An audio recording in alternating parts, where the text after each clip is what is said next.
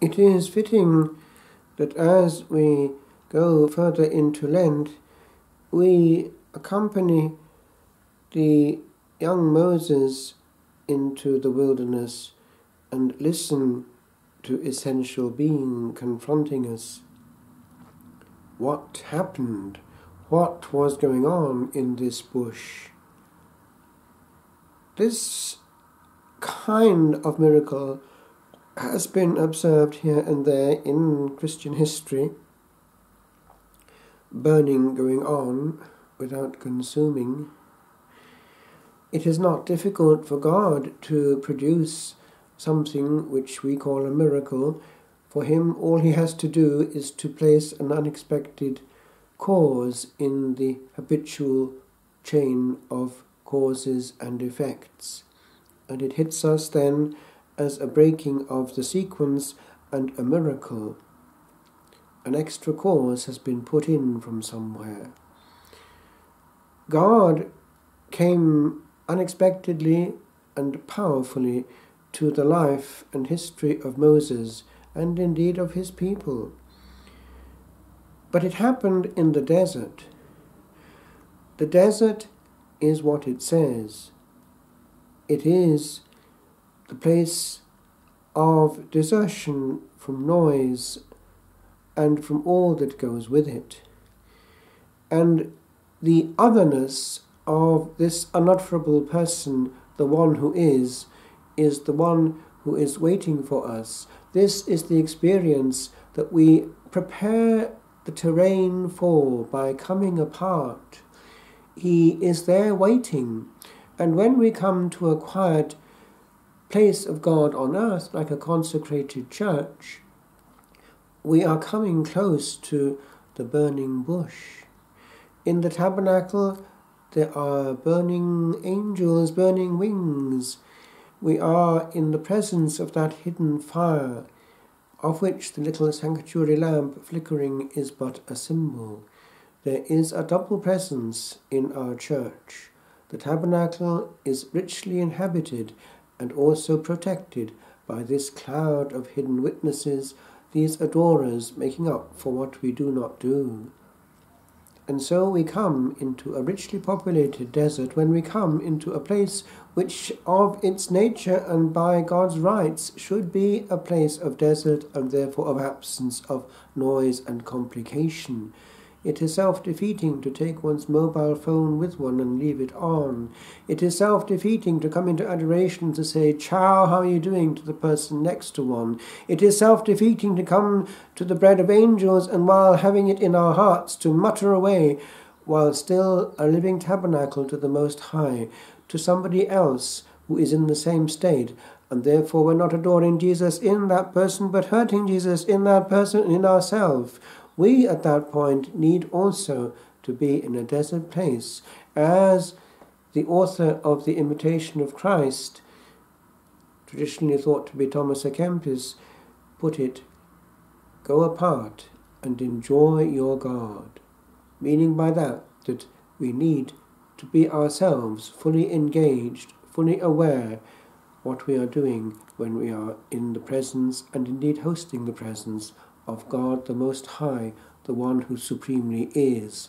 I am.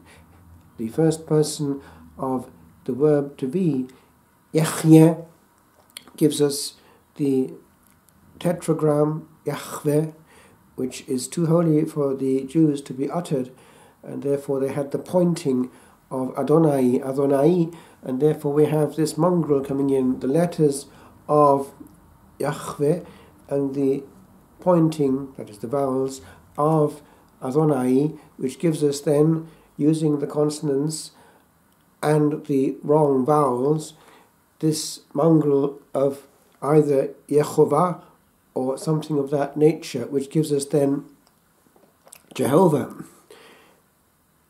which has remained a part of our language, but is not actually a correct rendering. And we need to grasp something of that with our attitude to the holy name of Jesus. The ancient custom of making reparation and giving honor to Jesus by bowing the head at its use is a very pleasing practice before the angels and before Jesus himself. much offended, indeed hugely offended, by the use, either in its direct form or in some toned-down form, of his holy name as a punctuation mark or a means of underlining a point of simply being vulgar and virile. The angels weep while we think we're strong, forgetting that all our words are written on our copybook, and we will read them writ large one day and answer for each one, as we have in the Gospel of St. Matthew, chapter 12. We will have to answer for each idle word. And so it is that God is the undefinable. I am who am. You cannot pin me down. I cannot be explained by anything beyond or below myself. I am my own point of reference. I am essential being.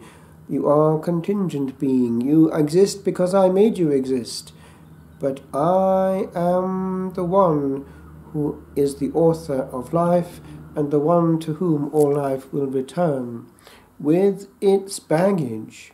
And we think that we have plenty of time, when actually the end may just be round the corner, and may come to many of us between this Lent and next Lent in the meantime, and we're still fiddling with our mobile phone, 1 second beyond the opening of the veil, beyond all control. For in the beyond, then we come face to face with the one that is, and that we have to face, and we've been carefully avoiding by all kinds of distraction, by avoiding precisely the desert. We cannot bear to be still, whereas God is just waiting for us there to be still and know that He is God, that He is the one who is. And when we're before the tabernacle, we're before the isness, the one that is essentially of it all. I am. And so it is that St. Paul also refers to the desert when there was rebellion against grace, muttering and complaining, murmuring, as it's traditionally called, and these could not enter his rest. It can happen to us also, that we can spend our time not corresponding to grace, but concentrating on what is missing in the gift that we had from the one who is. It's not fair. But actually nothing is fair. It's only free gift anyway, and we cannot question the one who gives this one this much, that one that much. There is a mystery in providence, and our business is to be on the receiving end, without claiming authority over the giver or wanting it to be otherwise. Every breath is a bonus. Indeed, we're all already playing into extra time. The Gospel itself reminds us of that. God is patient, and He is trying to work at our sterile, infertile, weedy garden, and trying in vain. We're not allowing Him to have the control that He wishes. We have the control panel in our hands and are fairly keen on maintaining it. That's my bit, Lord. That's yours in that corner, and I'll come back to you later. And in the meantime, the business of life, the essential business, goes on, and God is in a well-regulated compartment. And yet, He is, and we are not. Indeed, He said so to St. Catherine of Siena in the encounter which we have there in the dialogue. We are given to understand that the Father gave her this teaching: know, my daughter, that you are the one who is not, and I am the one who am. One day, the priest, Father Stephen Shire, an American, was preaching on the Gospel of this Sunday, and the Gospel leapt out of the page at him, the print, and he remembered what had happened. He had died in a terrible accident and was going the wrong way. He saw his judgment, and he was given to understand that that's where he was going and why.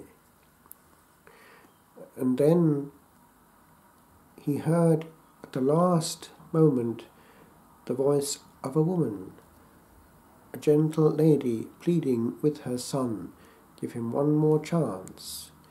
And the answer was a reference to this gospel, that the Lord had been trying to till and in vain. In other words, the graces were being deflected at each time. And then Our Lady, with one last plea, said, give him to me. And she would sort him out and obtain for him the graces. And the answer came, Mother, he is yours. Do with him what you will. And so it was, and he's now going around evangelizing. But this applies to us all, because we're all deflecting very successfully the bombardment of graces that the Lord wants to give us, especially at this favourable time of the desert of Holy Lent.